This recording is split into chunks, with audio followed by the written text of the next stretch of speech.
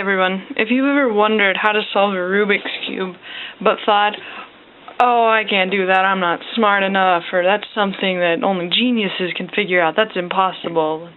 Well, you may be happy to know that it's actually not as hard as you would think. It's a process. There's not like one thing that you do every time that'll fix it. It's just you go through a series of things like I want to get the first. You go layer by layer. That's the beginner method. That's what I'll be teaching you. So, people think that they get one side done and then you move on to the next side and then you're upset because you messed up everything that you've just done. Well, that's the whole point of the layer by layer thing. And I'll show you an example. Hold on.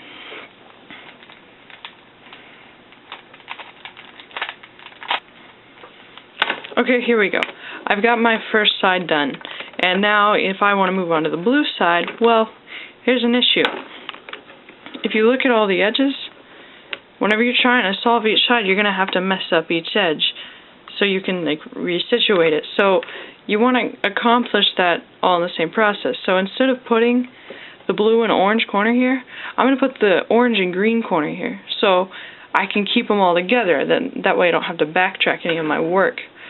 And so there are steps that you have to go through to do this. But before you can start learning how to solve it, you got to learn notation, or basically figure out what I'm saying as I tell you what to do. So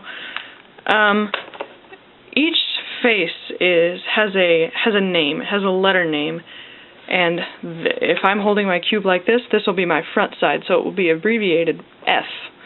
And this is the up, it's the top, so it'll be abbreviated U for up. This is D for down, L for left, R for right, and B for back. Now, there are two ways you can turn each face. If I were just to say F, then I'm going to turn the front face clockwise. But there is another way to turn it, counterclockwise, which is, you'll see it abbreviated a lot of times, F apostrophe, which is called F prime, or FI, which is F inverted. I will say FI, which means counterclockwise. And that goes for every face. Like UI, turn it counterclockwise. B, now think about if you're looking at it from the back, but you're still holding it from the front. If I'm going to turn B clockwise as though I'm looking at it, it's basically going to be counterclockwise to me. So that is B. Now, let's go back again. Now I want to do B, I'm going to do this. But I'm just going to be holding it to where it's in the back. Now, if I want to do RI, it's going to be bringing the R counterclockwise, like you see that right there. RI, L, LI, yeah, that's LI, sorry, got confused. But that's how everything works, D, it's going to be D counterclockwise if I'm looking at it. It's counterclockwise. Now just kind of let all that soak in. So whenever I'm telling you how to do an algorithm and I list off all these letters, I'll put them up on the screen, but you're going to need to know what I'm talking about. So let's get started. Now, the first step in solving a Rubik's Cube is getting your cross, which basically means I want to make a cross with my top layer. Alright, so I'm getting my edges put in, pretty much.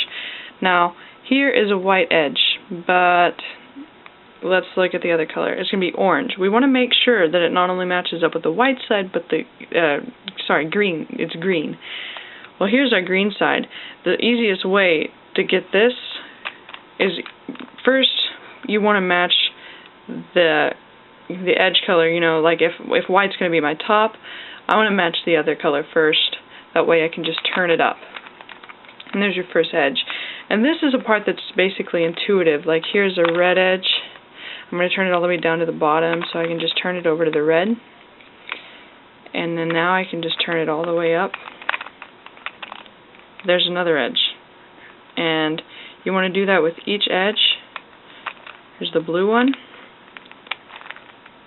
You want to be familiar with your cube, that way if I see the green one all the way over here, I know that the color that's opposite of blue is green. This is green back here.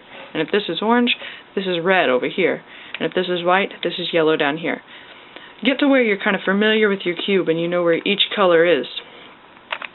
That way you don't have to be looking around all the time and you just know what you're doing. And there's a perfect example of not even having to think about something. Here's my white and orange piece. Well, I'm going to turn it up. I'm going to turn it up this way, but look at what I just did. I just turned this piece out of place. Now, as I move this one up, I want to make sure that I move this one back. That way you're not just going in circles. You know, make sure you fix everything if you have to move it out of the way. And there is your cross. Your first step is every edge matched up with the right color. And now you want to move on to your corners.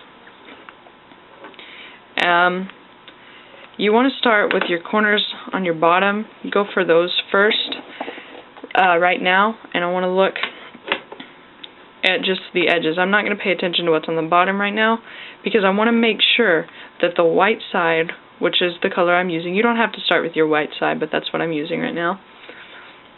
You want to make sure that your top color is facing outward.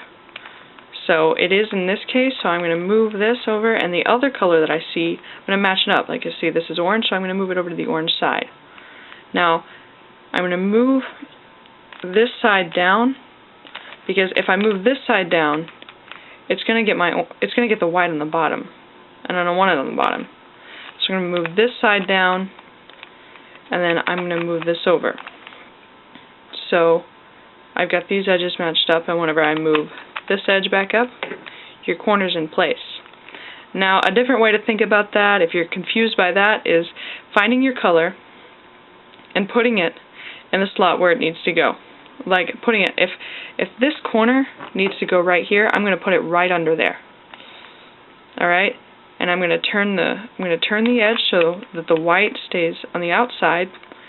And you're just going to match up the edges, and turn this up.